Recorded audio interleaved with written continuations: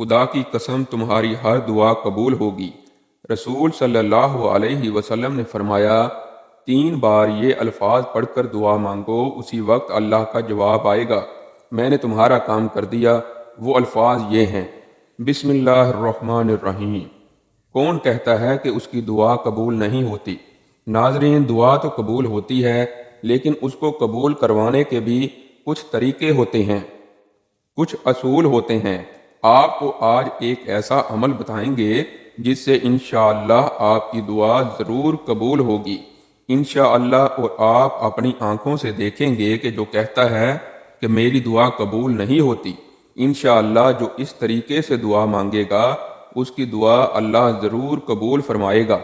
ہر دعا اللہ تعالیٰ کی بارگاہ میں قبول ہوتی ہے، گناہ گار آدمی ہو یا بدکار، بدکار سے بدکار آدمی بھی ہے، حتیٰ کہ اللہ کو نہ ماننے والا غیر مسلم بھی ہے، اس کی بھی دعا قبول ہوتی ہے۔ دعا ایک عظیم نعمت اور انمول تحفہ ہے۔ اس دنیا میں کوئی بھی انسان کسی بھی حال میں دعا سے مستغنا نہیں ہو سکتا۔ دعا اللہ کی عبادت ہے۔ دعا اللہ کے متقی بندے اور انبیاء کرام علیہ السلام کے اوصاف حمیدہ میں سے ایک ممتاز وصف ہے۔ دعا اللہ تعالیٰ کے دربار عالیہ میں سب سے باعزت تحفہ ہے۔ اللہ کے نبی صلی اللہ علیہ وسلم نے ارشاد فرمایا، دعا سے بڑھ کر اللہ تعالیٰ کے یہاں کوئی چیز باعزت نہیں۔ دعا اللہ تعالیٰ کے یہاں بہت پسندیدہ عمل ہے۔ دعا سے اللہ تعالیٰ کے غصہ کی آگ مدھم پڑتی ہے۔ دعا آفت اور مصیبت کی روک تھام کا مضبوط وسیلہ ہے۔ بلا شبہ دعا اپنی تاثیر کے لحاظ سے مومن کا ہتھیار ہے۔ اللہ کے نبی صلی اللہ علیہ وسلم نے ارشاد فرمایا، دعا مومن کا ہتھیار، دین کا ستون اور آسمان و زمین کی روشنی ہے۔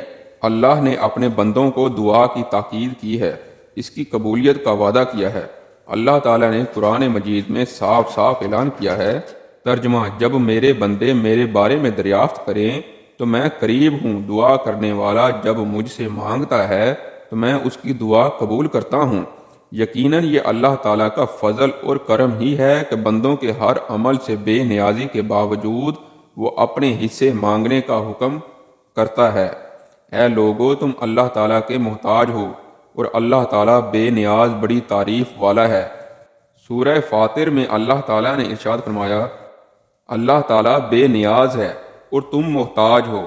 حدیث قدسی میں آپ صلی اللہ علیہ وسلم نے ارشاد فرمایا، اے میرے بندے، تم بے راہ ہو جب تک میں تمہیں ہدایت نہ دوں، لہذا تم مجھ سے ہدایت طلب کرو، میں تمہیں ہدایت دوں گا۔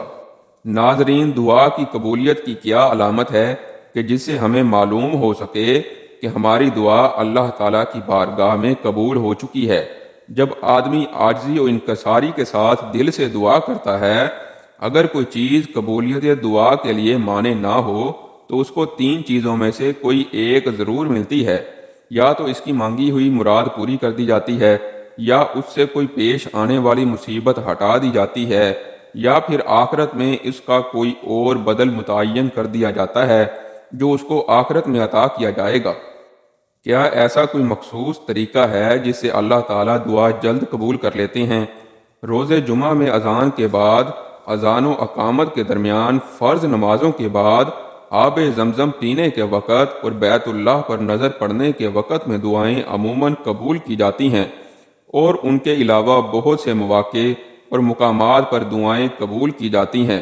قبولیت کو یقینی بنانے کے لیے دعا کے شروع میں اللہ تعالیٰ کی خوب حمد و ثنا کی جائے، اور شروع و آخر میں حضور صلی اللہ علیہ وسلم پر درود بھی بھیجا جائے۔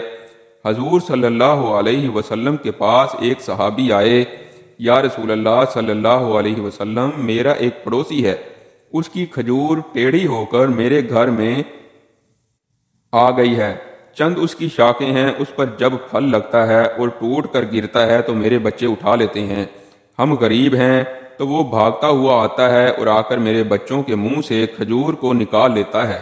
یا رسول اللہ صلی اللہ علیہ وسلم، آپ اس کو کہیں کہ میرے چھوٹے چھوٹے بچوں پر اتنی زیادتی نہ کرے۔ آپ صلی اللہ علیہ وسلم نے اسے بلایا، وہ منافق تھا۔ آپ صلی اللہ علیہ وسلم نے فرمایا، بھائی ایک سودا کرتے ہو؟ اس نے پوچھا کہ کون سا سودا؟ آپ صلی اللہ علیہ وسلم نے ارشاد فرمایا، یہ کھجور کا درخت مجھے دے دو اور اس کے بدلے میں تمہیں جنت میں کھجور کا درخت لے کر دوں گا۔ وہ کہنے لگا، یا رسول اللہ صلی اللہ علیہ وسلم، یہ اصل میں میرے بچوں کو بہت پسند ہے، اگر کوئی اور کھجور ہوتی تو میں دے دیتا، تو یہ میری معذرت ہے یا رسول اللہ صلی اللہ علیہ وسلم۔ یہ کہہ کر وہ چلا گیا۔ ایک صحابی وہاں بیٹھے تھے، ان کا نام ابو دہداء تھا۔ وہ کہنے لگے، یا رسول اللہ صلی اللہ علیہ وسلم، اگر میں وہ کھجور کا درخت لے دوں تو مجھے جنت میں کھجور کا درخت لے دیں گے؟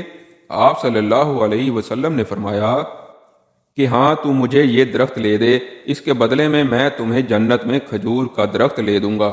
وہ صحابی اٹھ کر اس منافق کے پیچھے چلے گئے اور بلایا کہ اے بھائی، بات سن، کھجور کا درخت کتنے کا بیچو گے؟